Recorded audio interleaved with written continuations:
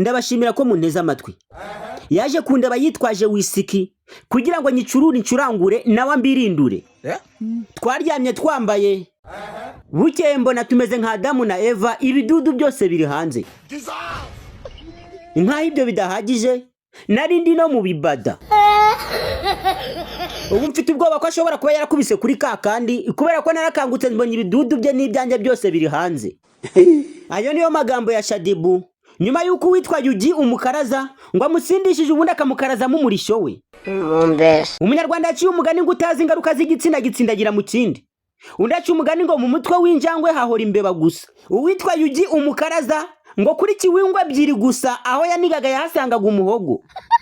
Uwitwa Iradukunda Mabure wamenyekanye nka Yugi umukaraza ngo ashobora kuba yaracunze Shadibu asinziriye ubundi akamufata ku ngufu agashyira ikintu ahantu. Bamwe bati ubwo se ni Yugi wafashe Shadibu ku ngufu cyangwa ni Shadibu wamufashe ku ngufu. Shadibu ati kandi sha Mabure narabikubyiye ibintu byo kunyambura ubusugi. Bamwe bati Shadibu ni urugero rwiza rw'uko ubwiza bw'umukobwa mugezi bwami ariko ubwenge bwe akaba aribwo butuma atindayo. Ahanyuze Davido na Diamond, ubu noneho Yugi ngo nawe yinjiyeyo. Shadibu ngo bamuzana inzoga agira ngo ni bya bindi by'ubushuti, kumbe ngo ni nka kwa kundi akaboko kagutamitse niyo kaje kukuniga wasama. Shadibu nawe yarasamye Mabura aho gutamikaranika. Bamwe batari ko mana kabutindi tera umugore kwikuzana yitumye Shadibu yishira ku karubanda gutya. Mu gihe byari bisanzwe bizi ko abakobwa basambanwa bagiye mu magati y'abasore, ubundi ngo bamwisangiye mu rugo. Shadibu w'imyaka 34 n'abana babiri arashinja Yugi umukaraza kumwambura ubusugi. Nego nabyemera. Uko Shadibu yacurikaga icupa ry'ikinyobwa ngo niko ikinyobwa kikimara gushira Yugi nawe yamucurise micupa rye, ariyo mpamvu ngo yihutiye kwa muganga ngo bamanze barebe ibyari byo. Mu gihe Shadibu yadiringaga n'icyo kunywa, undi nawe wari wazanye umurego nk'uya saa 11 yamucunza agatama kakimara kumugeramo, ubundi ngo amutikura buragi gasubiremo kukana. Ubundi ngo amutikura buragi. Iby'imihango ngo ntiyabyitayeho, byabaye nk'ibya ya story ya wa mugabo na voka. Umugabo ngo yaguze voka 3, asatuye ya mbere yumvira boze, asatuye niya kabiri abonira boze, azimye itara asatuye ya gatatu arayirya. Ubu Shadibu ngo ari kuririmba kakaririmbo. Doni impamvu itumye ngana ribu yajiwanjye nzaniye inzoga, nanjye ubwo sinaziherukaga ndamubwira ningo nsomyaho, ubwo mbyuka nambaye ubusa ibidudu byakoranyeho, kandi ubwo nari mu bibada. Mabure wenda guteza ribu, Mabure wenda guteza ribu, Mabure we urajya muri ribu. Bakomisiyoneri bakumazeho amafaranga abakwizeza kugushakira ubutaka cyangwa inzu yo kugura. Inzu zawe zirashaje zabuze abapangayi bazijyamo kubera ko nawe wigeze amenya ko bazubatse. Uri umuhanga mu gukora amapura y'amazu ariko ubukene bwakubayeho karande, watangiye guteka imitwe mu byo utize kubera ko wabuze ibiraka. Igisubizo si yego cyangwa oya, ahubwo igisubizo ni Terra Real Estate. Iyi ni kompanyi yakuzanira urubuga rwitwa Terra.rwa. Ni urubuga rworohereza abantu bose kubona serivisi zose z'ubutaka n'imyubakire zirimo kugurisha no kugura amazu n'ubutaka, gukodesha amazu, kugura cyangwa kugurisha ibishushanyo by'amazu. Muri urwo rubuga kandi winjiramo ugasaba inzobere mu by'ubutaka cyangwa imyubakire wifuza unyuze hitwa Request Consultant. Ni urubuga kandi wakwamamarizamo ibyo ukora bigendanye n'ubutaka n'imyubakire, nk'abafite ibirombe bicukurwamo umucanga n'amabuye, abafite amakenkeyori n'ibindi. Muri Terra Real Estate bafite inzobere mu by'imyubakire n'ubutaka nk'abenjeniyeri, abalandi surveyor, abanoteri b'ubutaka ndetse n'aba urban planners. Gusura urubuga Terra.rwa ni ubuntu, ariko kandi wanabasanga aho bakorera ku Kinamba muri etage iri hejuru ya Beka, cyangwa se ugahamagara kuri nimero ziri kuri screen yawe. Shadibu ni muntu ki? Ubundi byagenze gute ngo bakimenya bose mu gihugu cy'u Rwanda? Amazina ye yose yitwa Mbabazi Shadia, wamenyekanye cyane nka Shadibu. Ni umwe mu Banyarwandakazi bazwi cyane ku mbuga nkoranyambaga ndetse no mu ishoramari. Yanditse amateka nk'umugore wa mbere mu Rwanda wagejeje abamukurikira miliyoni abafollowers ku rubuga rwa Instagram. Niwe munyarwanda wenyine wagejeje abamukurikira kuri rubuga rwa Instagram bagera kuri miliyoni mbere y'abandi bose. Yagiye gutwara n'ibihembo byinshi nka The Best Influencer cyangwa se umuntu wigaragaje cyane mu myidagaduro. Imyaka y'ubukure, Shadibu yavutse mu 1991, akaba ari umubyeyi w'abana babiri b'abakobwa.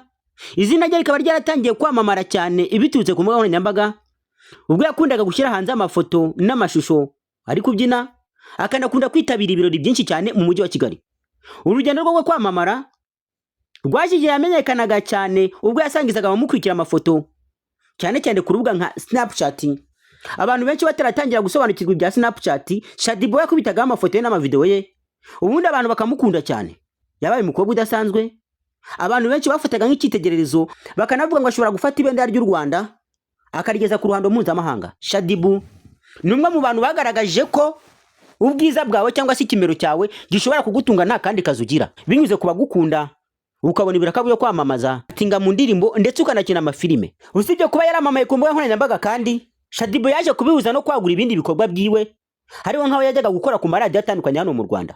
Gusa ibintu byaciye igikuba mu minsi ishize ubwo yatangazaga ko atakiri Shaddy Boo ahubwo ngo yitwa Mbabazi Shadia. Yavuze ko we ngo ibya Shaddy Boo yabiteye umugongo akibera Mbabazi Shadia, umugore ufite abana babiri nubwo nta mugabo babana. Ati mujye munyubahira ko ndi umubyeyi mureke kunyita Mbabazi Shadia. Yabanje kuvuga ko abantu bamutumira ngo ajye guhostinga mu tubari abo ngabo batakibashaka. Ati nge ntabwo nkiri wa wundi wo mu tubari, nabaye mama wiyubashe, mfite byinshi ngomba kwitaho birimo abana banjye n'ibindi bigiye bitandukanye, rero ntimukambare nk'umwe wo mu kabari. Shaddy Boo biragoye kubona umuntu utamuzi mu myidagaduro yo mu Rwanda. Umuntu ukoresha imbuga nkoranyambaga mu Rwanda wese agomba kuba azi Shaddy Boo. Yagiye agaragara mu ndirimbo zigiye zitandukanye, yakoranye n'abahanzi bagiye batandukanye nka Bruce Melody, ba Platini n'abandi bagiye batandukanye. Indirimbo yagiye ikamenyekana cyane ni ya Bruce Melody. Iyo ndirimbo yitwa Kinyuma. Indirimbo yitwa Kinyuma igaragaramo Shaddy Boo na Bruce Melody bitwara nkaho bashakanye, ariko kandi ngo hakaba ari inshingano runaka umugabo badashaka gukora. Bruce Melody abaririmba ngo ejo ninza nzakurya Kinyuma. 2024 mu mpera nibwo Shaddy Boo yaje gutangaza ko akundana n'umusore witwa Yawe w'umuproducer w'umuziki. Yawe afite izina rinini mu myidagaduro yo mu Rwanda kubera ko akora indirimbo z'abahanzi. Ubwo ni ukuvuga ngo ni umuproducer. Ikirango cye ni Yawe. Icyo nicyo kirango witwa Yawe akoresha. Icyo gihe byagaragaje ko bakundana na Shaddy Boo. Shaddy Boo niwe wifuje kubishyira hanze. Ati ni umusore mwiza, umeze neza, uryoshye kandi w'umugentleman. Niwe turi kumwe mu rukundo kandi nishimiye kuba ndi kumwe nawe. Niko Shaddy Boo yatangaje. Icyo gihe abantu benshi bacitse ururondogoro baravuga ngo nk'uyu mukecuru agiye mu rukundo rw'iki. Abenshi batazira Shaddy Boo mukecuru atari uko ashaje, ahubwo ari uko yihirinze muri iyi mihanda akaba agize imyaka myinshi nta bintu bifatika byinshi cyane arageraho, kandi nyamara yarakoze. Yari umwe no mu batangaga icyizere cyuko ashobora gufata umuziki w'u Rwanda cyangwa se showbiz y'u Rwanda akageza ku ruhando mpuzamahanga, akanatunga amafaranga menshi, agaha abantu benshi akazi. Shaddy Boo bivuga ko atasoje amashuri yisumbuye kubera ko bivuga ko yagarukiye mu wa gatanu. Ni umwe mu bakobwa beza u Rwanda rwigeze kugira, ajya mu myidagaduro arayitigisa. Abantu benshi byaragoranaga gusanga ahantu batavuze Shaddy Boo. Urukuta rwa Instagram rwabaga ruriho amafoto meza n'amavideo meza abyina indirimbo, ariko kandi hari n'amashusho yagiye hanze amugaragaza ngo yambaye ubusa. Hari amashusho yagiye ku mbuga nkoranyambaga agaragaza Shaddy Boo ngo yambaye ubusa. Hariho benshi banavuga ko ngo gashobora kuba kina porno. Nubwo bamushinje gukina porno, ariko we yarabyihakanye avuga ko adakina porno kandi atambara ubusa, ahubwo ngo ari ukumuharabika n'abantu bashaka kumwangisha abandi bagashyira amashusho ye hanze, kandi ayo mashusho bashyiraga hanze ntabwo yaraye, nyamara ko ari ukumubeshya. Shaddy Boo ubu ngo urwego agezeho ni urwo kuba yajya kunywa inzoga n'abandi bantu akisindira ubundi akigendera, kubera ko nta bikorwa yigeze yubaka byinshi cyangwa se bifatika bivugwa yigeze akura muri showbiz. Numwe mu bazavuga showbiz nabi kugeza apfuye. Uwitwa Shaddy Boo n'abandi bagenzi bamwe na bamwe ngo showbiz nta mpuhwe yaberetse. Urebye izina yari afite n'uburyo nta mafaranga menshi cyane afite, Shaddy Boo numwe mu bagakwiye kuba batunze agatubutse bitewe n'abantu yagendaga ahura nabo b'abanyemari cyangwa se b'abakire babaherwe bafite amafaranga menshi. Muri iyi minsi bisa naho abantu Shaddy Boo bari bamaze kumwibagirwa. Nta bantu benshi bamuvugagaho, nta binyamakuru byari bimaze igihe kinini bimuvugaho. Yewe abenshi bo mu muziki cyangwa se muri showbiz bavugaga ko yazimye, bati Shaddy Boo yarazimye, yarashaje. Umuntu utajya avuga neza Shaddy Boo yitwa Kazungu Kabosi. Kazungu Kabosi ni umwe mu bakunze kuvuga ko Shaddy Boo nubwo yatwikaga ariko yashaje. Siwe gusa, abantu benshi bamutangazaho amakuru bavuga ko yashaje. Iyo agerageje gushyira ikintu kuri Twitter cyangwa ku rundi rubuga nkoranyambaga rwiwe, abantu batangira kumwiha bakamubwira ngo va muri aka gakino, uru rugamba si urw'abasheshe akanguhe, uru rugamba ni urw'abato. Urebye nko kuri X ye abantu baramutuka cyane bakamubwira nabi. Inyuma yuko abantu benshi bari bazi ko yazimye, Shaddy Boo yongeye kubereka ko umwamikazi w'imihanda kiriwe. Yabyutse akigikuba ku mbuga nkoranyambaga ubwo yavugaga ko umusore witwa Yugi ngo yamufashe ku ngufu. Abantu batari ko nakumiro, uyu mukecuru se ni wo gufatwa ku ngufura? Bamwe bati kabutindi itera umugore kwikuruza, uyu nawe ngo ashobora kuba arwaye kabutindi. Amakuru dukesha ikinyamakuru cyitwa Igihe aravuga ko Shadibu yabwiye Igihe ko Iradukunda Aimable uzwi nka Yugi umukaraza yamusambanyije amusanze iwe mu rugo mu ijoro ryo kuwa 21 Kamena 2026. Yavuze ko uyu musore bahoze bari inshuti kandi ko ku mugoroba wa 21 Kamena mwaka wa 2026 yagiye kumusura yitwaje amacupa 2 y'inzoga barasangira. Nyuma yo gusabana no kunywa ayo mayoga, Shadibu yavuze ko uyu musore yamufatiranye yasinze, yabyuka agasanga baryamanye kandi bose bambaye ubusa, agasanga ibitsina byabo byose biri hanze ndetse n'ubwambure bwose buri hanze. Shadibu akimara kubona ibyo ngibyo ngo yahise abwira uwo muhungu ngo byagenze bite. Ubundi witwa Yugi kuko ngo yari yarangije gukaragamo ahita yitahira. Ngo yabanje kubona ko amatama masada sabiri nk'igisigati yitwaza byeri ebyiri ngo nizo zatumye Shadibu ata umutwe bamusambanya atumva atabona. Igiteye agahinda nukuntu ngo Shadibu bamusambanyije ari mu mihango. Shadibu afite ubwoba ko bashobora kuba baramuteye inda kubera ko umubyeyi uri mu gihe cy'uburumbuke, gusama ko biba byoroshye. Shadibu rero igihe cyamubaje nimba ashobora gushaka ubutabera, aravuga ngo nibyo ndimo. Yagize ati ubu nibyo ndimo, nibyo ndi gukora ngo ndebe ko nabona ubutabera bakandenganura, kuko uriya muhungu yaransambanyije nta kabuza kandi yansambanyije nasinze, bivuze ngo yamfashe ku ngufu. Ikindi yabanje kunshindisha kandi nari ndi mu mihango. Abantu batari kwizinda zabaye zitewe. Umuntu mwasangiye kandi yagusanze wawe ntiwamusanze iwe, akuzanira inzoga wemera kuyinywaho murayisangira, none ngo yagufashe ku ngufu. Ikindi ubu yuhiwe imyaka 20 na Shadibu y'imyaka 30 hafi n'itanu, nabo kugereranywa ku buryo bavuga ngo Shadibu bamufashe ku ngufu. Abantu barasaba ribu ninabyinjiramo kubyinjiramo yitonze bakareba icyabiteye. Hari n'abavuze ko Shadibu ngo ashobora kuba ari amafaranga runaka bamwemereye nyuma yo kumusambanya ntibayamuhe, akaba ariyo ntandaro yo kuba yavuze ayo magambo. Hari n'abateye komenti baravuga ngo ikinyamakuru Igihe uwitwa Yugi umukaraza ngo agomba kukijyana mu nkiko kubera ko cyamusebeje, ngo kuvuga biriya bintu ni ukumusebya cyane. Urebye Shadibu nta bimenyetso afite, nta gihamya na kimwe, kubera ko byibuze ubu ngubu amasaha ashobora kuba yenda kurenga. Ariko we yavuze ko ngo arajya muri ribu agatanga ikirego cyiwe, ribu akaba ari ibisobanura, ribu akaba ari mu uburenganzira bwo kuba yakomeza mu nkiko ubundi bakareba uko bimeze. Bamwe bati Shadibu abonye agiye kuzima none ashatse kuzukira kuri Yugi umukaraza. Abandi bati babuze umuntu muzima wo kuzukiraho kubijaje kuri Yugi. Yugi usanzwe atazwi cyane mu myidagaduro yo mu Rwanda, abamuzi ni bake. Ubu ni ugiye gukangaranya imbuga nkoranyambaga nyuma yuko avuze ngo yasambanyije Shadibu.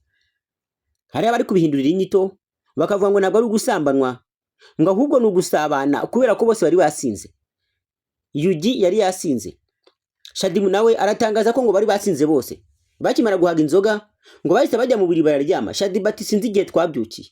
Abantu bati umugore muzima w'imyaka 34 ufite n'abana 2 niwo kuvuga ibyo bintu koko? Bati wanditse amahano, ibi bintu nta hantu namwe uzongera kubicikira. Ubu iki cyumweru cyose inkuru zigiye kuvugwa ni Shadibu na Yugi. Urwego rw'igihugu rw'ubugenzacyaha ribu nta kintu na kimwe burabivugaho, gusa bashobora kuba bagikusanya ibimenyetso ngo barebe. Shadibu icyo yifuza ni ukuba yapimwa bakareba ko atasambanyijwe. Basanga yarasambanyijwe, hakaba hagomba gukurikiraho ubutabera bakareba igihano kigenerwa umuntu wasambanyije undi ku gahato cyangwa se wafashe undi ku ngufu. Gusa igihano ntabwo cyaremera cyane kubera ko Shadibu ni mukuru kandi nta n'igihamya ko bari basinze. Kugira ngo bapime barebe ko ibyo bakoze bari basinze biragoye, keretse igihe bari kubapima ari imbere yuko bakora ibyo bintu cyangwa bakabipima bakirangiza kubikora. None amasaha agiye kuba menshi, umuntu ugiye kwikubitamo. Abantu bati barapima gute umuntu umaze umunsi anywe inzoga ngo bamupime barebe niba yari yasinze? Abenshi bahamije ko ari prank Shadibu ari kuzana. Ubwo yavuga ko akundana n'uwitwa Yewe producer, nabwo byaje kugaragara ko yari prank. Nta rukundo rwa nyarwo rwari hagati yabo, ahubwo ngo kari agakino ko kugira ngo bazamure imbuga nkoranyambaga zabo zigiye ku ruhando mpuzamahanga. Ubu abantu benshi barategereje ngo barebe nimba urwego rw'igihugu rw'ubugenzacyaha rwabyinjiramo. Hari abagiye bahwisa amakuru bavuga ko Shadibu ngo ashobora kuba yakoze ibintu na Yugi abishaka neza, ahubwo hakaba ari amafaranga ngo yanze kumwishyura, ngo bikaba ariyo mpamvu yabiteye. Niko makuru ari kuvugwa mwe namwe. Buri muntu wese ari kuvuga icyo ashaka, uteye komenti ari kuvuga icyo ashaka, nyamara ukuri kuzwi na Shadibu ndetse n'uwitwa Yugi. Kubera ko uburaya babuciye, abantu benshi bakoraga uburaya basa n'abimbukiye ku mbuga nkoranyambaga. Uwajyaga gutega ku muhanda, igihe atasanzwe wagiye gutega mu rugo, uwagiye gutega ni umwisangira mu rugo. Niyo mpamvu bivugwa ko ubu ngubu ngo bikomeye binakaze, ngo abagabo benshi bagiye kuzajya babyungukiramo. Abantu bati ashobora kuba yamwemera amafaranga runaka, barangiza kubikora undi akicomokera ntayamuhe, akaba ariyo mpamvu Shadibu ngo ari kumuharabika. Ese Yugi arajya mu butabera avuga ko yaharabitswe? Ese ubugenzacyaha bwo burabikemura urute? Ibyo ni byo kwibaza. Ese ubu byari bikwiye ko umugore nka Shadibu w'abana babiri kandi abantu bafata nk'umuntu wiyubashye ajya ku karubanda akatangaza ariya magambo? Abenshi bati yaba yasaze itagira umujyanama yakurikiye umurambo mumva. Ibyo yavuze ngo ntabwo yarakwiye kubivuga bitewe n'izina afite ndetse n'abantu bamukurikira. Shadibu ngo asa n'uwaciye nk'amabere. Ariko kandi abenshi bari kuvuga ko ibyo yavuze yagomba kubivuga, ngo kuba ashaje ntibivuze ko niba yasambanyijwe atagomba gushaka ubutabera. Imyaka yose waba ufite, waba uri umukecuru imyaka 40 igihe umuntu yagufatiranye akagufatira mu ntege nkeya wari ufite, uba ugomba gushaka ubutabera, ubugenzacyaha bukamukurikirana. Ariyo mpamvu hari abashyigikiye Shadibu bakamubwira ngo nimba wasambanyijwe ku ngufu ugomba kwishakira ubutabera bakaguha n'indishyi z'akababaro. Ariko abandi bagashidikanya bati bagusanze mu rugo bagufata ku ngufu bagusanze iwawe, nta mukozi ugira, nta musekirite ugira, nta bantu ugira ngo babe bagutabarije se mu gihe bagufataga ku ngufu. Ariko se kandi ngo igihe bagufashe ku ngufu babishobora gute kandi ari wawe? Bakanabishobora gute mwasangiye inzoga? Uwazanye inzoga ngo iyo utashakaga gufatwa ku ngufu wari kwanga izo nzoga baguhaye ukamubwira ko utanywa inzoga, none inzoga wazemeye. Nka ibyo bidahagije wemera ko munararana. Hari n'abari kuvuga ko ngo Shadibu bashobora kuba bamuvangiye, ngo uwo musore ashobora kuba yazanye inzoga ivanzemo ya miti isinziriza, bigatuma Shadibu ashobora kuba yasinziriye, ubundi yamara gusinzira nyamuhungu akamufatirana akamukoresha ibintu bibi. Ni ibintu byinshi biri kuvugwa nyuma y'uko Shadibu atangaje. Gusa nubwo yatangaje ko ari mu nzira zijya mu butabera, nigeze agaragaza ko ndani yageze mu butabera. Hari abavuze ngo ashobora kuba ari gushenga, ariko akase kandi yashenga ngo agashyira mu butabera. Biravugwa ko ngo ribu niramuka ibyinjiyemo bose ishobora kubafatika bapima ikareba niba hari icyabaye hagati yabo. Abantu benshi bati Shadibu arasebye. Bamwe bati si uyu mugore nta muryango agira, nta bene wabo agira, nta babyeyi agira, ku buryo badashobora kumugira inama ngo niba ngibi yaposti ndabe yabisiba. Shadibu ntarisubiraho ngo abisibe. Itangazamakuru ryamaze kubishyira hanze. Igihe.com cyavuze ko cyavuganye na Shadibu. Bati amakuru Shadibu yadutangarije nuko yagiye kugana inzego zibishinzwe nkuko yabyandikiye mu itangazo, zikaba arizo zibikemura. Mu rurimi rw'icyongereza Shadibu nibwo yanditsemo, nigeze yandika mu Kinyarwanda.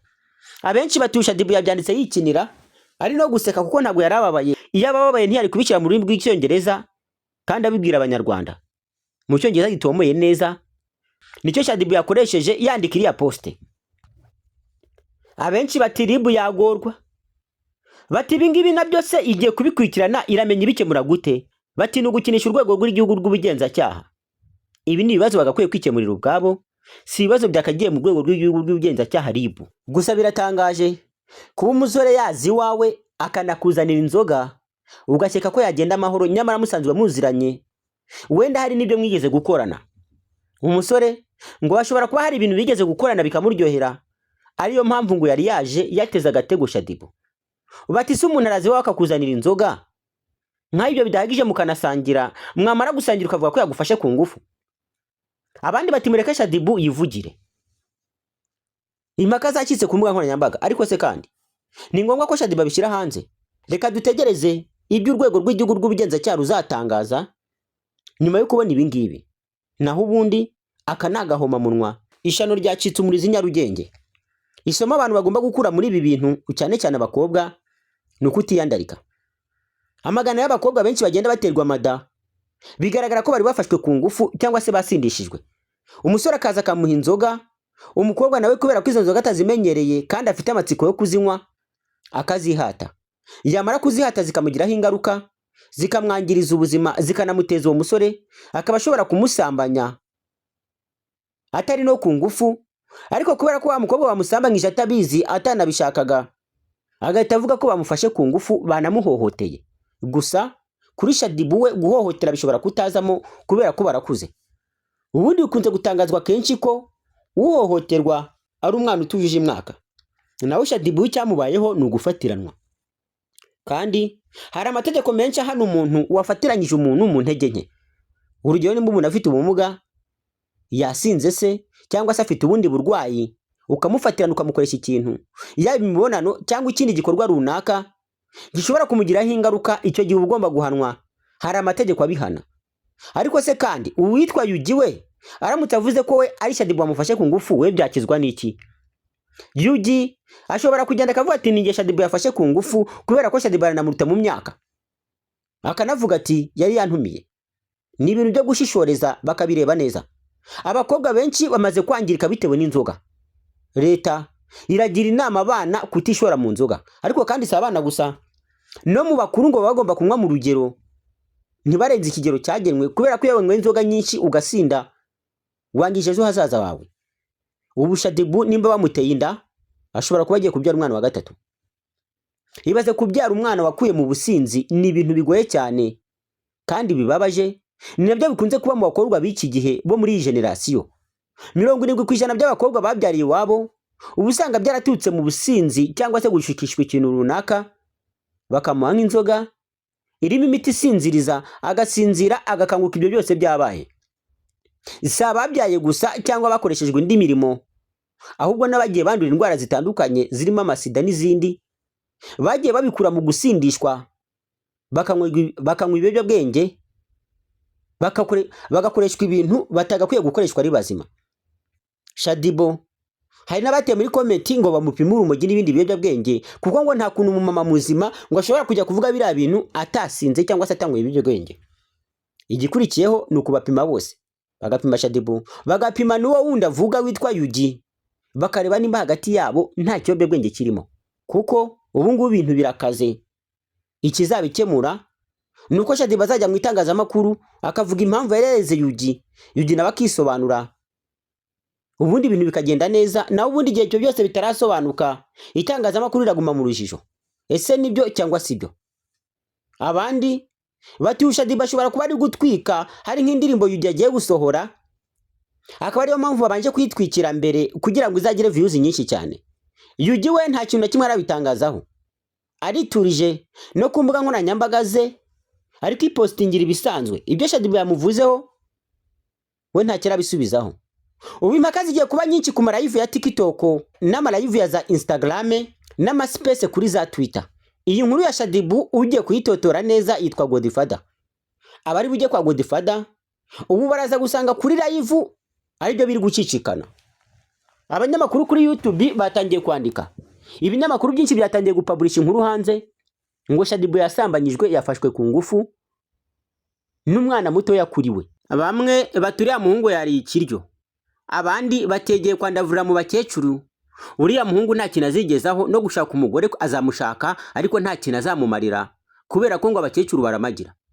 Hari abavuga ko umusore wese ugiye kuryamana n'umugore umuruta mu myaka myinshi cyane, cyangwa se umugore ufite abana cyangwa umugabo, icyo gihe ngo havamo imyaku, ngo hashobora kukuviramo imyaku, ukaba udashobora gushaka urugo ngo rugende neza, cyangwa se ngo ugire uwo mwashakanye mwubahane, umwubahe nawe akubahe, urugo rugende neza, bitewe n'uko wakurikiye ibya wa mukecuru akagusigamo karande zo mu bukecuru. Binavuga ko kandi b'abakobwa baryamana n'abagabo bafite abagore, ugasanga umugabo afite umugore aje kuryamana nawe, akagusigira amafaranga runaka yari gutangira umwana ku ishuri, ubu uri kurya minerivare z'uwo mwana, ariko kandi nawe uzagira urugo. Ibiri kuba kuri uwo mugore uri gukorera ibyo ngibyo nawe bikazagukorerwa, bikazakubaho.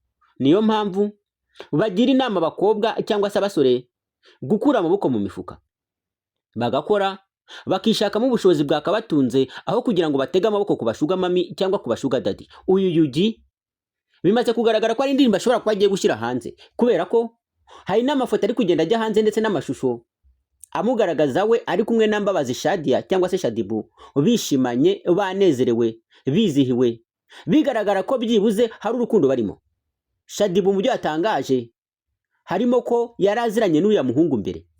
Uriya muhungu yaraziranye na Shadibu mbere yuko Shadibu uwo muhungu ngo amumyeshe inzoga akamusindisha, ubundi ngo akamusambanya ku ngufu. Shadibu ubwe yabyivugiye ati twadusanzwe turi inshuti bisanzwe, anaje nagize ngo ni kwa kundi bisanzwe, ariko uko byagombaga kugenda kose njyewe nagombaga kwirinda, nta kintu yari gukora.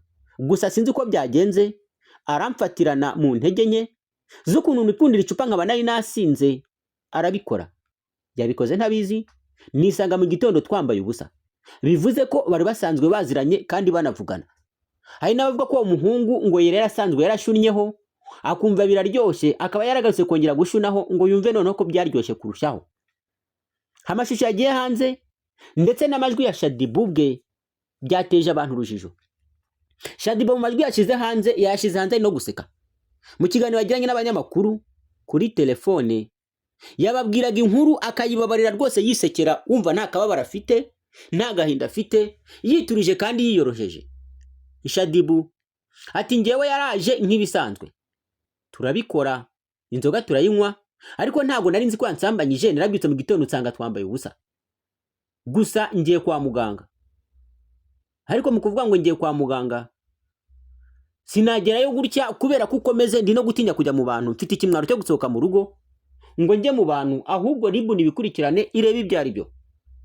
Shadibu akimara gushyiraho itangazo yanataginze n'uwo muhungu witwa Yugi, aramutaginga amwereka abantu ati n'uyu nguyu mutagira ngo n'uwundi, n'uyu nguyu Yugi n'ushobora kuba yankoreye bya mfura mbi. Shadibu bivuga ko atangiye gusaza nabi mu bana be, kandi bakanamucira umugani bakamubwira ngo inda ishaje itangira ubuntu, nawe ngo nibyo bintu bitangiye kumubaho. Ntiwiyumvishe ukuntu umuntu yageze ku rwego rwo gusura ba Diamond Platnumz ndetse na ba Davido, ubaka kanya wagize ku rwego rwo kujya kurega ngo bamufashe ku ngufu, nyamara yari umugore wiyubashye ufite umuryango w'abana 2 beza biga kandi ubona ko nabo bari gukura, bari guca akenge. Bamwe batuye n'umurage mubi ari guha abana be, abandi batuku no kwikura mu muryango, kuko umuryango we nuramuka wumvisha umukecuru wagiye kurega umusore aruta mu myaka ngo yamujyanye mu buyobozi, abenshi bazatangira kumucikaho. Hari nabibaza niba ashobora kuba afite abajyanama bo muri famiye ye bashobora kumucyaha cyangwa bakamugira inama bikabayobera. Batuye umubyeyi nta muryango afite, nta bakuru bafite, nta barumuna bafite, nta babyeyi afite, nta papa we nta mama we, ku buryo ajya kuvuga ibi bintu. Shadibu byamaze kugaragara ko ashobora kuba ari gutwika. Yugi nawe ngo ashobora kuba agiye kwishira indirimbo hanze. Ibyabo bikomeje kuba gaterera nzamba, ibinyamakuru byose byanditse, ibitarandika aka kanya nabyo ejo induru bizayiha umunwa byandike. Imbuga nkoranyambaga zose zibaho, yaba YouTube, TikTok, Instagram, Snapchat, WhatsApp, Facebook n'izindi zigiye zitandukanye, zose ziragaragaza aya makuru ya Shadibu. Ahantu byaciye agahigo cyane ni kuri Twitter, kubera ko abakoresha Twitter banditse cyane, baravuga ngo ishyano ryacitse umurizo. Iyo urebye comment ziri kuri Twitter, inyinshi ziribashyira Shadibu. Shadibu kuri Twitter abantu benshi bamwibasiye. Ikinyamakuru cyageragezaga kwandika iriya nkuru cyose bagihagura urw'amenyo, bati namwe nta banyamwuga mufite, nta n'ubunyamwuga mugira. Bati ni gute mufata inkuru nk'iyi ngiyi mubizi neza ko ari ibinyoma Shadibu yahimbye, mwarangiza mukabikwirakwiza. Abantu banenze cyane igihe.com cyabishize hanze, ariko kandi ikinyamakuru Nyarwanda nacyo nticyatinye kubyandika, ku buryo abantu babinenze cyane bakavuga ngo ibinyamakuru nabyo birashaje. Igihe ngo ntago kikiri ku gihe, kubera ko nguriya si inkuru yo kwandika. Hari inkuru nyinshi bakibanzeho zivugira abaturage n'abaturarwanda muri rusange, zizamura impano zigiye zitandukanye, ngo bakirinda kukuvuga ku kintu kidafitiye akamaro sosiyete. Shadibu ngo barabizi neza ko atashobora gufata ikirego ngo akijyane mu bushinjacyaha cyangwa se muri RIB, kandi nawe abizi ko adashobotse. Abizi neza ko yambara ubusa, amashusho yambaye ubusa akayishyira ku karubanda. Imbuga zicuruza amashusho y'urukoza soni hari izagiye zishyiraho amashusho ya Shadibu bakavuga ngo Shadibu yakoze porno. Sibyo ko ari ukubeshya, ariko utuvideo twe twasohokaga cyangwa se amashusho yajyaga hanze amugaragaza yambaye utumini, wabonaga n'ubundi nta atandukaniye n'abakina amashusho y'urukoza soni. Gusa we avuga ko ubwiza bwe aribwo bwatumye amenyekana, nubwo nta kintu kizwi yakoraga, usibye ko yafata amashusho akayashyira hanze bikanamugira umwe mu bakurikiwe cyane ku mbuga nkoranyambaga. Twitter yiwe ifite abayikurikira ibihumbi hafi 340 ingahe byenda kugera muri 400. Instagram ye yo yaruzuye aba followers miliyoni kuzamura. Urubuga atigeze ashishikarira rwitwa YouTube. Cyane cyane YouTube ku basirayi queen bo mu Rwanda ubu usanga batazishidukira cyane, YouTube yarabananiye. Shaddy Boo we imbuga yafasheho ni ebyiri, Instagram, Facebook ndetse n'urwitwa Twitter. TikTok nayo isa nk'iyamunaniye kubera ko aba followers afiteho ntabwo ari we yagakwiye kuba afiteho.